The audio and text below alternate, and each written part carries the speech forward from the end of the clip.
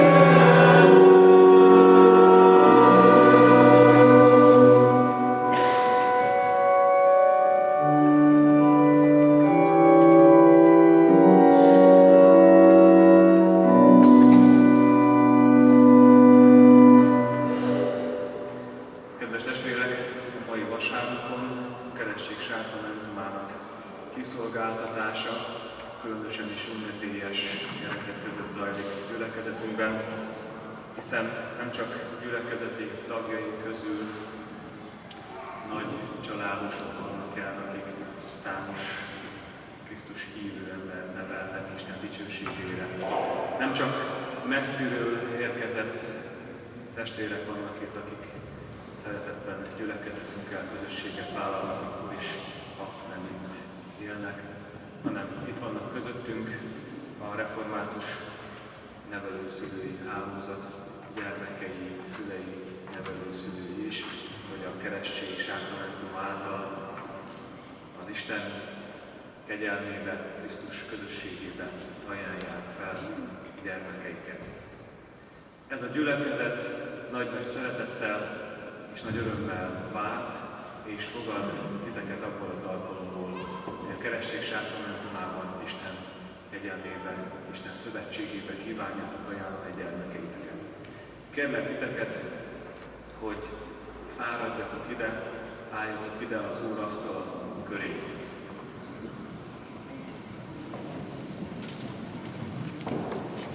Kérem a szülőket, keresztszülőket, hogy egy kört tartotva legyünk így az Úr asztala körül, nagyobb számra való tekintettel, egymást segítve.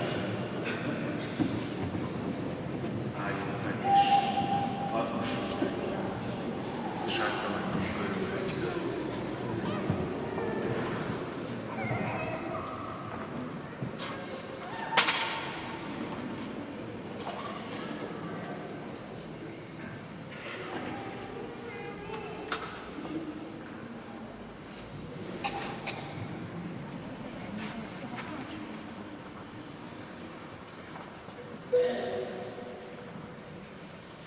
Talán furcsa kérdés lesz, de megkérdezem, hogy mindenki itt van-e?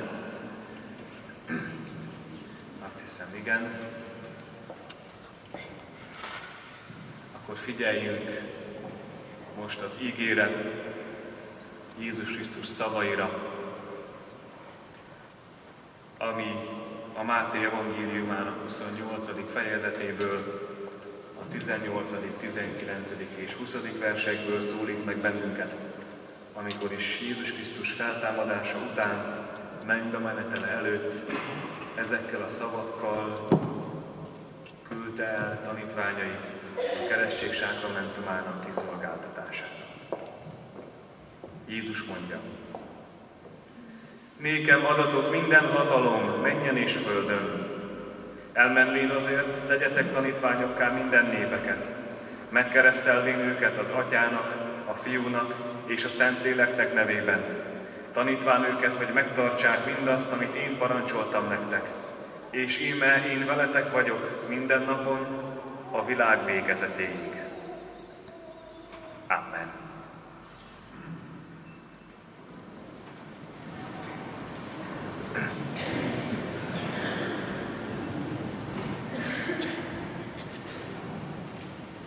Kedves testvérek,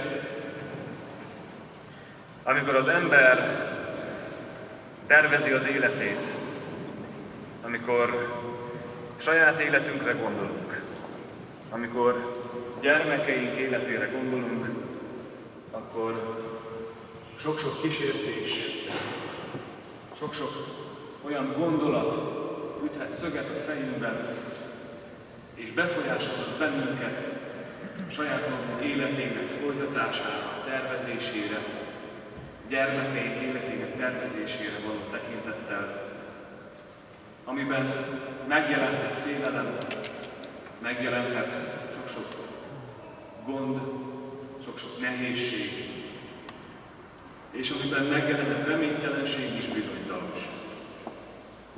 Hiszen a mai világ, de én úgy gondolom, hogy ez a frázis, ez nem csak most szólalt meg, hanem megszólalt évszázadokkal, évezredekkel ezelőtt is az emberek ajkán. Ez a mai világ, ez bizony olyan, hogy nem kedvez az emberi életnek.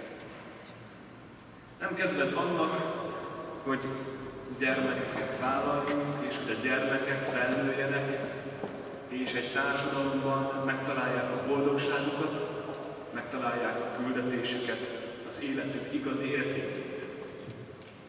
Amikor még annak idején vándoroltunk a pusztában, akkor is sok-sok veszély fenyegetett bennünket.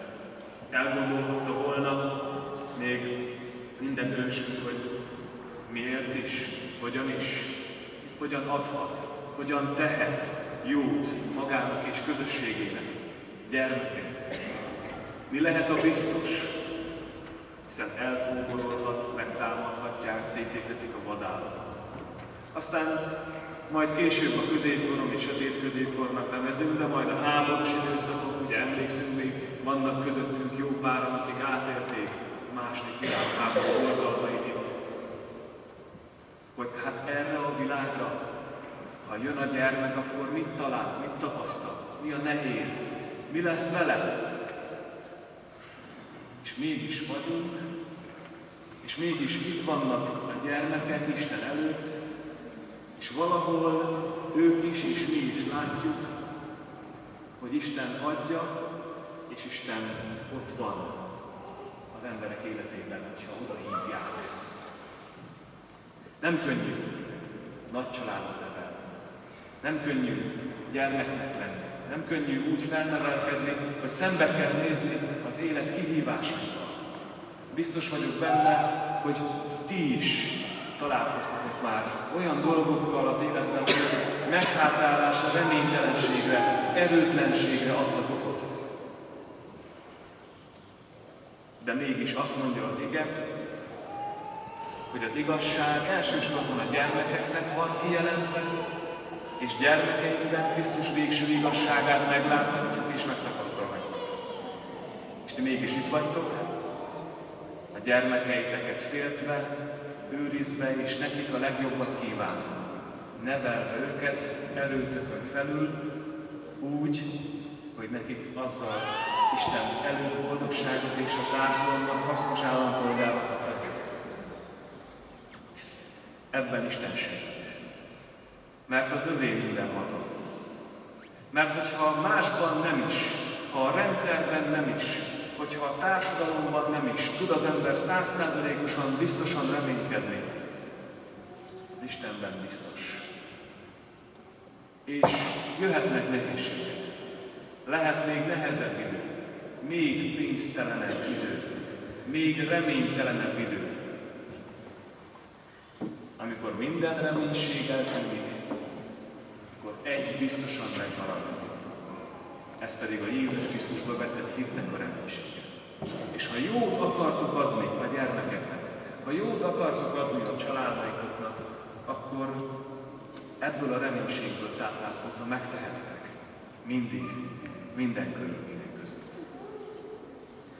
Ebben a hitben álltok meg itt, és jöttetek ide, szülők, keresztszülők és nevelőszülők, hogy Isten előtt ígéretet téve ezt a hitet átadjátok gyermekeiteknek. Én ebben a hitben nem kételkedem. Mégis Anyaszentegyházunk állandó gyakorlata szerint a keresztség kiszolgáltatása előtt felejtek meg néhány kérdéssel, hallható szóval és igaz meggyőződéssel. Gyülekezetet kérem ez a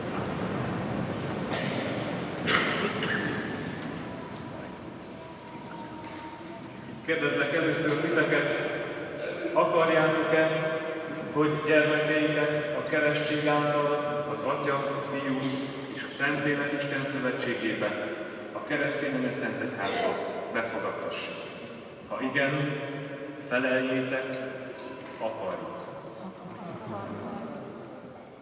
Ígéritek-e, fogadjátok-e, hogy gyermekeiteket úgy nevelitek és neveltetitek, hogyha majd felnőnek a konfirmáció alkalmával, ők maguk önként tegyenek vallást a Szent Háromság Istenbe vetett hitükről a gyülekezet előtt.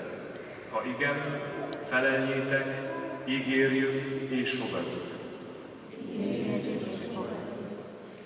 Üljetek most együtt, tegyünk vallást a mi győzedelmes hitünkről, elmondva az apostoli hitvallást.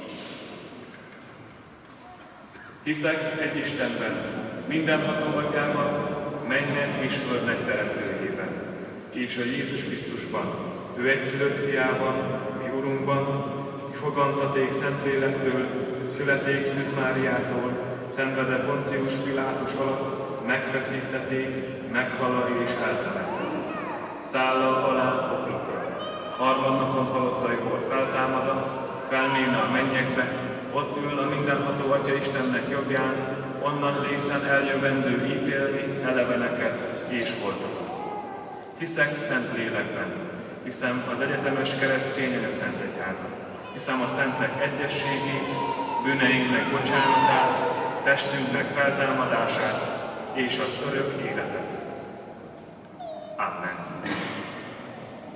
Jöjjetek együtt, emeljük most szívünket Istenhez imádságban, imádkozzunk a családokért, a gyermekekért.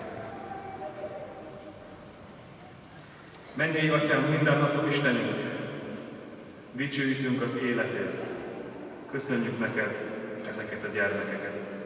Köszönjük, hogy elhívtad őket. Köszönjük, hogy vigyázol rájuk. Hálát adunk neked oltalmazó szeretetedért, amellyel megtartottad őket. Hálát adunk neked a közösségért, amelyben gondviselő szereteted által erőt adsz ahhoz, hogy hozzád hűséges embereket, Istent szerető, hasznos emberei, állampolgárai legyenek közösségeink. Köszönjük neked mindenféle útmutatásodat. Köszönjük azt, hogy hívsz és vársz bennünket, amikor fáradtak vagyunk és elgyötörtek.